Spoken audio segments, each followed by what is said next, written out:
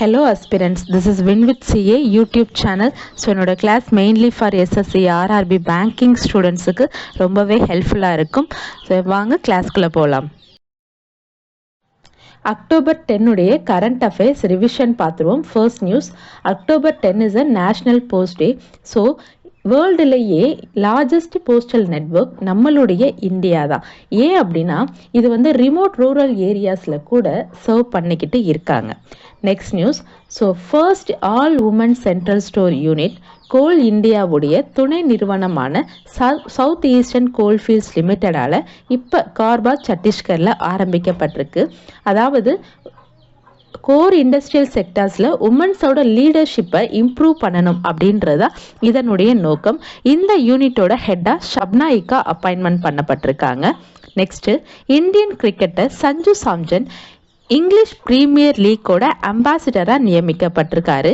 So இது reason என்ன அப்படின்னா, ஸோ இந்தியாவில் ஃபேன்ஸை வந்து இன்க்ரீஸ் பண்ணணும், இந்த இங்கிலீஷ் ப்ரீமியர் லீக்கு வந்து இந்தியாவில் ஃபேன்ஸ் இன்க்ரீஸ் பண்ணணும் அப்படின்றதுக்காக இவரை இப்போ அம்பாசிடராக வச்சுருக்காங்க. Next, Nobel Prize in physics 2025 3 பேர் வாங்கியிருக்காங்க. John Clarke, Michael H Devoret, John H Martinis. So இவங்க quantum mechanical tunnelling and energy குவான்டைசேஷனை எலக்ட்ரிக்கல் சர்க்கியூட்டில் கண்டுபிடிச்சதுக்காக இவங்களுக்கு இந்த நோபல் ப்ரைஸ் கொடுக்குறாங்க. நான் ஆல்ரெடி கிளாஸில் சொல்லியிருந்தேன் குவாண்டம் மெக்கானிக்கல் டனலிங்னா என்ன அப்படின்னு. அதாவது ஒரு ஆப்ஜெக்ட் இருக்கும்போது, ஒரு பேரியர் இருக்கும்போது அதை தாண்டி நம்ம இந்த சைடுந்து கொடுக்குற அந்த பொருள் வந்துட்டு அதை ஊடுருவி அந்த சைடு போகிறது தான் அந்த குவாண்டம் மெக்கானிக்கல் டனலிங். ஸோ இது next generation quantum computing, quantum cryptography, quantum sensors இதில் எல்லாத்துலேயுமே யூஸ் ஆகுது. Next, Indian radio architecture software IRSA 1.0. So இது நம்மளுடைய டிஃபென்ஸ் ரிசர்ச் அண்ட் டெவலப்மெண்ட் ஆர்கனைசேஷனால் உருவாக்கப்பட்டிருக்கு. அதாவது டு என்ஹான்ஸ் இன்டர் ஆப்ரபிலிட்டி, இது வந்து கொண்டு வரணும், இந்தியா மிலிட்ரி கம்யூனிகேஷன் சிஸ்டமில் ஒரு ஸ்டாண்டர்டைசேஷன் கொண்டு வரணும் அப்படின்றதுக்காக இந்த ஒரு சாஃப்ட்வேர் டிஃபைன் ரேடியோஸ் கொண்டு வந்திருக்காங்க. துர்க்கியில் 11,000 இயர் ஓல்டு பில்லர் வந்து கண்டுபிடிச்சிருக்காங்க. ஸோ ஒரு டி ஷேப்டு பில்லர் 135 சென்டிமீட்டர் டால் ஸ்டாண்டிங் ஸ்டோனில் ஒரு ஹியூமனோட ஃபேஸ், கண்ணு, காது, மூக்கு, இந்த மாதிரி ஹியூமனோட ஃபேஸ் வந்து அந்த ஸ்டோனில் வந்து இருக்கதா இப்போ கண்டுபிடிச்சிருக்காங்க. அவ்வளோதான் ஃப்ரெண்ட்ஸ். ஸோ என்னோட கிளாஸில் உங்களுக்கு ஏதாவது சஜஷன் இருந்தால் கண்டிப்பாக கமெண்ட்ஸில் சொல்லுங்கள். என்னோட கிளாஸ் உங்களுக்கு பிடிச்சிருந்ததுன்னா லைக் பண்ணுங்கள், ஷேர் பண்ணுங்கள். Inauguration of Viksit Bharat strategy room. இந்த நேமில் ஃபஸ்ட்டு வந்து விக்ஷித் பாரத் அப்படின்றது இப்போ நம்ம ரீசெண்டாக ஒரு 2 டேஸ்க்கு முன்னாடி பார்த்துருப்போம். Viksit Bharat பில்ததான் 6th to 12th வரைக்கும் படிக்கிற ஸ்டூடெண்ட்டுக்கு அந்த க்ரியேட்டிவ் திங்கிங் அதை இம்ப்ரூவ் பண்ணணும் அப்படின்றதுக்காக கொண்டு வந்த ஒரு ப்ரோக்ராம். எப்போவுமே இந்த மாதிரி ஒரே நேம்ஸில் வரும்போது கொஞ்சம் கம்பேர் பண்ணிக்கிட்டிங்கன்னா உங்களுக்கு ஈஸியாக இருக்கும். ஓகே, இது விக்ஷித் பாரத் ஸ்ட்ராட்டஜி ரூம். அதாவது நிதி ஆயோக்கில் இதே மாதிரி ஒரு விக்ஷித் பாரத் ஸ்ட்ராட்டஜி ரூம் இருக்கும். அதே மாதிரி இப்போ முசிறியில் Lal Bahadur Shastri national academy of administration அதில் வந்து இப்போ இந்த ரூம் வந்து கிரியேட் பண்ணியிருக்காங்க. ஸோ இனாக்ரேட்டட் பை நிதி ஆயோகோட CEO PVR சுப்பிரமணியம் தான் பண்ணியிருக்காங்க.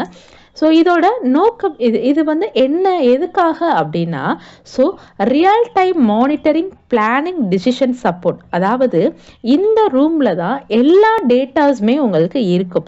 ஸோ ஒரு யங் ஆஃபீஸர்ஸ் வந்து நம்ம அப்பாயிண்ட் பண்ணுறதுக்கு முன்னாடி அவங்களுக்கு நல்ல ஒரு ப்ராக்டிஸ் கொடுத்து அவங்கள ஒரு பாலிசி மேக்கிங் பீப்புளாக கொண்டு வரதும் அண்ட் இந்த டேட்டாஸ் வச்சு தான் அவங்கள வந்து ஒரு நல்ல வந்து ஒரு பாலிசி மேக்கிங் பில்டராக கொண்டு வருவாங்க.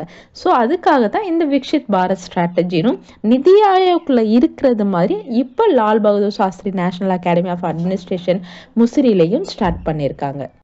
Nobel Prize in chemistry 2025. So creation of metal organic ஃப்ரேம்வொர்க்காக Richard Robson, Susumu Kitagawa, Omar Yaghi இந்த 3 பேருக்கும் கொடுத்துருக்காங்க. ஃபர்ஸ்ட்டு இந்த மெட்டல் ஆர்கானிக் ஃப்ரேம்வொர்க்னா என்ன அப்படின்னு தெரிஞ்சுக்குவோம். அதாவது நம்மளை இப்போ ஒரு தண்ணியே இல்லாத ஒரு டெசர்ட்டில் கொண்டு போய் விட்டுட்டாங்க. பட் எனக்கு அங்கே ரொம்ப தாகமாக இருக்குது, ஆனால் சுற்றி முற்றி பார்த்தா எங்கேயுமே வந்து எனக்கு தண்ணியே இல்லை.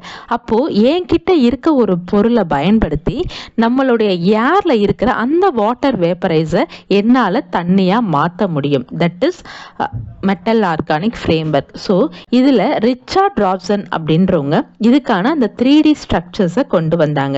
அதாவது டெட்ரோஃபினைல் மீத்தேன், காப்பர் அயான்ஸ், இது எல்லாத்தையுமே வந்து வினைபுரிய வச்சு ஒரு சைக்கிள், ஒரு ஸ்ட்ரக்சர் ஃபார்ம் பண்ணாங்க. பட் அது வந்து ரொம்ப லூஸாக இருந்தது, நிறைய கேப்ஸ் வந்தது இடையில இருந்தது. அதனால அவரால் வந்து அதுக்கடுத்து இதை வந்து தெளிவாக கொடுக்க முடியலை. நெக்ஸ்ட் சுசுமு ஹிட்டாகவாவும் ஒமர்யாகியும் சேர்ந்து ஸோ அதை ஒரு ஸ்ட்ராங்காக வந்து ஆக்குனாங்க. அப்படி மாற்றினதுக்கு அப்புறம் அதில் இருந்து அது ஒரு ஸ்டேபிளாக மாற்றினதுக்கு அப்புறம் அதில் இருந்து நம்மளோட காற்றுல இருக்கிற அந்த CO2வை நம்மளால வந்து வாட்டரா மாற்ற முடிஞ்சது. ஸோ இதுதான் இவங்க பண்ணது. ஸோ இது நாட் ஒன்லி நம்மளுக்கு வந்து தண்ணியாக மாற்றுறதுக்கு மட்டும் இல்லாமல் நம்மளுக்கு குளோபல் வார்மிங் அப்படின்றது நார்மலாகவே CO2னால தான் ஏற்படும். ஸோ அப்படி இந்த CO2வை நம்மளால் வந்து அப்சார்ப் பண்ணி நம்மளுக்கு குளோபல் வார்மிங்கை நம்மளால் ப்ரொடெக்ட் பண்ண முடியும். அதே மாதிரி வாட்டர் பியூரிஃபையருக்கும் வந்து இது வந்து ரொம்பவே யூஸ்ஃபுல்லாக இருக்குது அப்படின்னு இந்த ஒரு ரீசனை வந்து அவங்க கண்டுபிடிச்சிருக்காங்க. தட் இஸ் அதோட நேம் மெட்டல் ஆர்கானிக் ஃப்ரேம்வொர்க். இதுக்காக தான் இவங்க 3 பேத்துக்கும் இப்போ இந்த நோபல் பிரைஸ் இன் கெமிஸ்ட்ரி 2025 கொடுத்துருக்காங்க. Nobel Prize in literature for 2025 Hungarian எழுத்தாளர் லாஸ்லோ கிராஸ்னர்-ஹார்கைக்கு கொடுத்துருக்காங்க. ஸோ இவர் வந்து இந்த புக் எழுதினாரு அதுக்காக இவங்களுக்கு கொடுக்குறாங்க அப்படின்னு கிடையாது. மோஸ்ட்லி இவருடைய கருத்துக்கள், இவரோட எல்லா புக்குமே மோஸ்ட்லி அப்போகாலிப்டிக் டெரரிசம் அதை வந்து பேஸ் பண்ணி இருக்கும். அதாவது இப்போ வந்து டெரரிசம்னாலே 2 பேர் வந்து சண்டை போடுறாங்க. அப்போ அதில் ஒரு பர்சன்ஸ் வந்து நம்ம அட்டாக் பண்ணிக்கிட்டே இருக்காங்க. அப்படி அந்த அட்டாக் பண்ணப்படுற பர்சன்ஸ் வந்து அவங்க எழுந்து வர்றது ரீஅஃபர்ம்ஸ் த பவர் ஆஃப் ஆர்ட். அவங்க அந்த எழுந்து வர அந்த கருத்துக்களை தான் மோஸ்ட்லி வந்து இவரோட அந்த புக்ஸ் எல்லாமே பேஸ் பண்ணி இருக்கும். இதுக்காக இந்த ஹங்கேரியன் எழுத்தாளருக்கு இந்த இயற்கான Nobel Prize in literature 2025 award தராங்க. ஸோ இவரோட மேஜர் அச்சீவ்மெண்ட் அப்படின்னு பார்த்தோம்னா, so he is the winner of the Man Book International Prize 2015 and also short listed Man Booker International Prize 2018. So இவருக்கு இப்போ இந்த Nobel Prize in literature Swedish Academy தராங்க. தமிழ்நாட்டில் கும்பகோணம் டிஸ்ட்ரிக்டில் இருக்கிற சாஸ்ட்ரா யூனிவர்சிட்டினால ஒவ்வொரு வருஷமும் சாஸ்ட்ரா ராமானுஜம் பிரைஸ் கொடுத்துட்டு வராங்க. ஸோ இந்த இயருக்கு வந்து டாக்டர் அலெக்சாண்டர் நார்த் வெஸ்டர்ன் யூனிவர்சிட்டியை சார்ந்தவர். இவருக்கு இந்த அவார்டு வந்து கொடுக்குறாங்க. என்ன ரீசன் அப்படின்னா, ஸோ இவரோட லாங் ஸ்டாண்டிங் ப்ராப்ளம்ஸ் இன் நம்பர் தியரி, அதே மாதிரி அனாலிட்டிக் நம்பர் தியரி, ப்ராபபிலிட்டி, இந்த ஒரு ரீசன்ஸில் அவரோட அந்த கான்ட்ரிபியூஷன்ஸ், இதுக்காகத்தான் வந்து இவருக்கு இந்த வருஷம் டாக்டர் அலெக்சாண்டருக்கு சாஸ்ட்ரா ராமானுஜம் பிரைஸ் 2025 அவார்ட் கொடுக்குறாங்க. ஸோ இது டிசம்பர் 2025 நடக்க இருக்கிற international conference on number theory at SASTRA யூனிவர்சிட்டியில் அவருக்கு அந்த அவார்டு ப்ரெசென்ட் பண்ணுவாங்க. நியூ ஸ்டார்ட் ட்ரீட்டி, அதாவது இந்த ட்ரீட்டி ரஷ்யாவுக்கும் யூஎஸ்க்கும் இடையில போடுறாங்க. ஸோ இதோட மெயின் ரீசன் என்ன அப்படின்னா, so major arms control framework, இதுதான் வந்து இந்த ட்ரீட்டியோட முக்கியமான நோக்கம். இது மாஸ்கோவுக்கும் வாஷிங்டனுக்கும் இடையில வந்துட்டு நடக்குது.